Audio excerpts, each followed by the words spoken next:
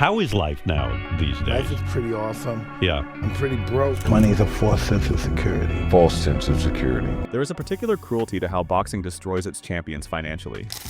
Other professional athletes have unions, pension plans, guaranteed contracts, agents with fiduciary obligations. Boxers have none of that. What they have is a promoter, a manager, a cutman, an entourage, and a series of checks that arrive in large quantities and then stop arriving entirely, usually faster than anyone expected, always faster than the money was spent.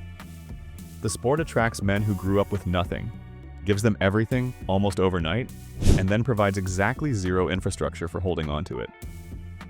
The result is a history of financial collapse so consistent, so predictable, and so spectacular that it has become one of boxing's defining traditions alongside blood and crowd noise. What follows are the stories of the men who built the largest fortunes the sport ever produced, and then watched every dollar disappear. The heavyweight king who bought 3 tigers, Mike Tyson. And they throw people in there with the lion and the tigers, huh? Yeah. Get in there, you motherfuckers. Mike earned somewhere between $300 and $400 million during his boxing career. The exact number is genuinely difficult to pin down, which tells you something about how the money was managed. What is not difficult to pin down is what happened to it, because the accounting of Tyson's spending reads like a parody of excess that somehow got approved by real banks with real money. He owned a 21-room mansion in Connecticut with a nightclub capable of holding 1,000 people, a basketball court the size of an NBA floor, an indoor shooting range, and over 100 phone extensions. He owned property in Maryland, Ohio, and Las Vegas simultaneously. In the mid-90s alone, he spent $300,000 per year on lawn care and garden maintenance. He had a monthly allowance of $240,000 for what he called walking around money, cash he kept on hand for spontaneous purchases and gifts to friends. He bought 3 Bengal tigers. Each tiger cost $70,000. The annual food and maintenance bill for the animals ran to $200,000. He employed a personal trainer for the cats at an additional $125,000 a year. He reportedly found tens of thousands of dollars stuffed in a laundry basket that he had forgotten was there. He spent $2 million on a gold-plated bathtub for his first wife, actress Robin Givens. He threw himself a 30th birthday party that cost $410,000 and was attended by Jay-Z, Oprah Winfrey, and Donald Trump. 13 separate chefs cooked in 13 separate kitchens. There were 40 bodyguards at the door. He also had Don King as his promoter. Tyson later sued King for $100 million, claiming King had taken as much as 50% of his earnings over the course of their relationship. The settlement, reached in 2004, was $14 million, and a fraction of what was claimed, most of which went directly to pay debts. By 2003, Tyson had filed for bankruptcy with $23 million in debt. The single largest creditor was the Internal Revenue Service, to whom he owed $13.4 million. He owed the British tax authorities another $4 million. He owed 7 different law firms over $600,000 combined. I'm in prison at the time. So I'm in prison, I'm talking to my car dealer.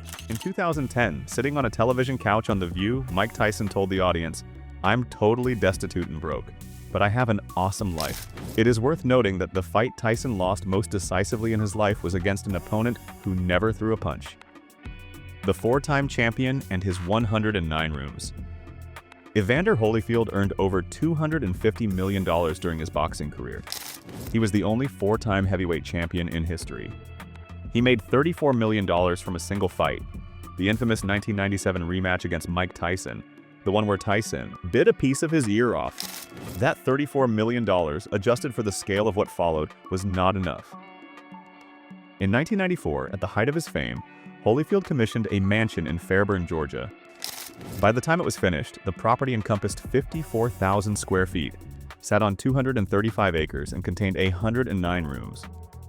There were 17 bathrooms, 3 kitchens, a 2-lane bowling alley, a 135-seat private movie theater, a baseball field, a boxing gym, a pool that was, at the time, the largest private swimming pool in America.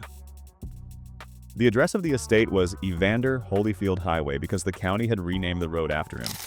Holyfield admitted in a later interview that he never asked for a big house. He just told the builders to start, and the money was there, so no one checked.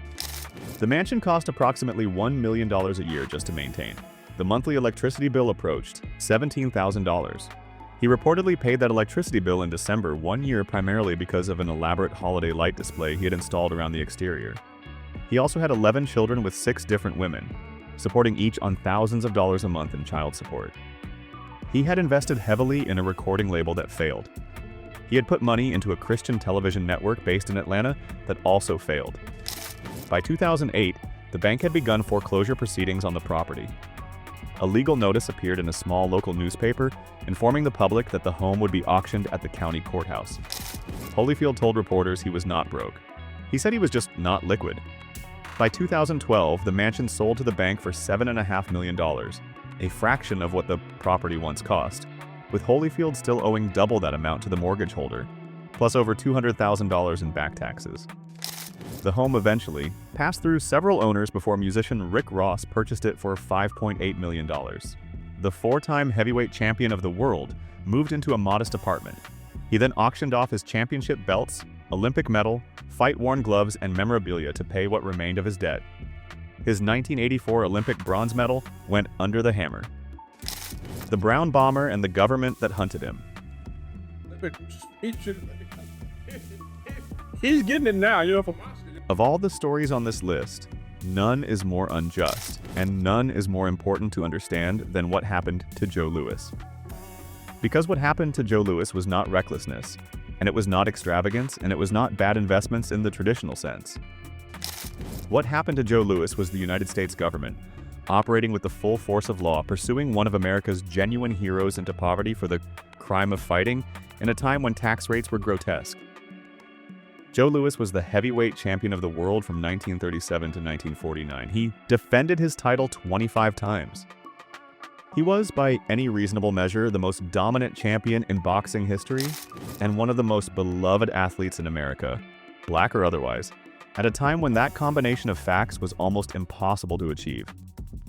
When the Second World War came, Louis enlisted and fought 2 charity bouts for the military, donating his purses to the Army and Navy Relief Fund. He kept $1 from each fight. The Internal Revenue Service taxed him on the full amounts of both purses. Money he never received. Money that went directly to soldiers.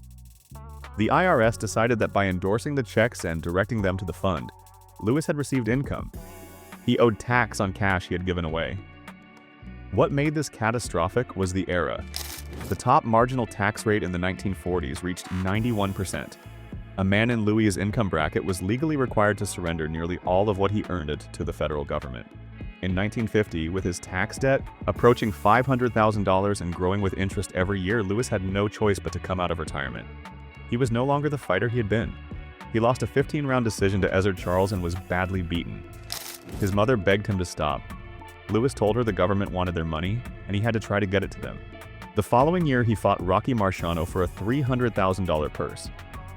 At a 90% effective tax rate, he walked away with almost nothing, and still the debt remained. When his mother died in 1953, the IRS seized the $667 she had left him in her will. His debt by 1960 had grown past $1 million. He spent the rest of his working life as a professional wrestler, a quiz show contestant, and a greeter at Caesar's Palace in Las Vegas, always trying to scrape together something to send to the government. His old rival Max Schmeling, the German fighter he had beaten in one of history's most symbolically loaded bouts, paid several of his hospital bills and, when Louis died in 1981, paid for his funeral. He asked not to be named. He said Louis was so proud he would refuse the money if he knew where it came from. Joe Louis died owing money he had earned, given away, and been taxed on simultaneously. The government never forgave the debt in full. The greatest pound-for-pound fighter and the nightclub on Harlem. Sugar Ray Robinson is widely regarded as the finest boxer who ever lived. 173 wins in 200 career bouts. Multiple world championships across 2 weight classes across 3 different decades. A career that lasted from 1940 to 1965 and never produced a credible argument that any other fighter alive could have beaten him on his best night. He also opened a nightclub. He drove a pink Cadillac. He traveled with an entourage so large it included a personal hairdresser, a secretary, a golf professional, a trainer, a masseur, and a dwarf he employed as a mascot. He arrived at press events in ways that attracted photographers and crowds, which was the point, because Robinson understood before the term existed that he was a brand as much as a fighter. He spent accordingly. By 1955, Newspapers were reporting that foreclosure proceedings had been initiated on Sugar Ray's, his Harlem nightclub. The restaurant and cocktail lounge he had opened with money from his fight purses had become one of the most celebrated spots in the neighborhood, and then, as restaurants do, had begun hemorrhaging the money that built it. He had also navigated 2 divorces, each of which cost him a substantial portion of whatever he had managed to keep. The IRS arrived eventually, as it tends to when income is large and accounting is informal. Robinson admitted at the end of his career that he was broke. He had earned millions across 25 years of fighting and had almost nothing to show for it. He continued fighting, into his 40s, long past the point where it was safe or competitive, because the money was still more than anything else available to him. He died in 1989 at 67, having received some financial support from the Robinson Foundation he eventually established in his name, but never having rebuilt the fortune he had accumulated and spent across 5 decades of living as the most celebrated fighter in the world. The champion who trusted his father and paid for it.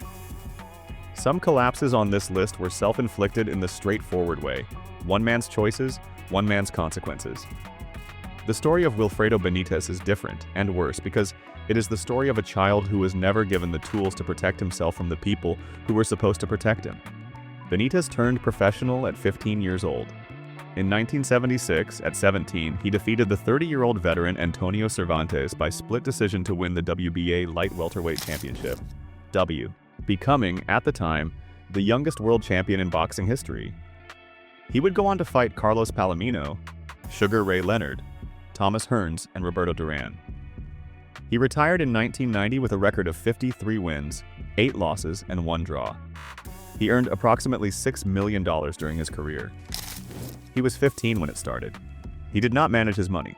His father did. By the end of his career, the money was gone. It has been widely reported that his father mismanaged a substantial portion of his son's earnings, though Benitez also spent considerable amounts himself. What cannot be disputed is the end result. Wilfredo Benitez, who became a world champion before he was old enough to drive, spent the decades after his career in a wheelchair, suffering from the neurological damage that decades of professional fighting can produce, surviving on government assistance and donations from those who remembered what he had been. His sister cared for him. The youngest world champion in boxing history ended up with nothing. Felix Trinidad and the $63 million mistake. Felix Trinidad of Puerto Rico was one of the most beloved fighters in the sport's history during his prime. 42 wins and 35 knockouts, with world championships at welterweight and junior middleweight. An icon in his home country, a fighter who sold arenas across the Caribbean and the northeastern United States simply by having his name on the poster. He retired in 2008. By 2014, he was broke. Not because he spent his money on tigers and mansions, and not because the government pursued him. He was broke because a financial advisor took $63 million of his money and invested it in government bonds that became effectively worthless. $63 million. Gone in what amounts, relative to the scale of the theft, to a single decision made by a person Trinidad had trusted with his entire career earnings. The advisor's name is largely forgotten. Trinidad's loss is not. The story of Felix Trinidad is, in the end, the most common version of how boxers lose everything, not through their own excess, though that happens plenty, but through the fundamental vulnerability of men who have learned to trust the people they have always trusted, who have been managed and directed since they were teenagers, and who step out of a system that controlled their entire professional existence into a world with no equivalent controls. The ring has referees and judges and weight classes and rules. The financial world has none of that. And the men who learn to fight without fear never quite learn to be afraid of the right things. The pattern that never changes. What runs through all of these stories? The tigers, the mansions, the IRS debts, the bad advisors, the absent fathers who took it all, is a structural problem that boxing has never solved and has never particularly tried to solve. These men came from nothing. They were discovered young and absorbed into a promotional system that managed every aspect of their professional lives in exchange for a percentage that was often enormous and frequently larger than what was disclosed. They were not taught to save because saving was not anyone's financial interest except their own. When the fights stopped coming and the purses stopped arriving, there was no pension, no union, no safety net of any kind. Just the memory of what they had earned and the reality of what remained. Joe Louis died in debt. Sugar Ray Robinson died broke. Evander Holyfield auctioned his Olympic medal. Mike Tyson told a television audience he was totally destitute. Felix Trinidad watched $63 million evaporate through a single signature. The sport produced champions unlike anything the world had seen. He just never figured out how to protect them from themselves or from everyone else.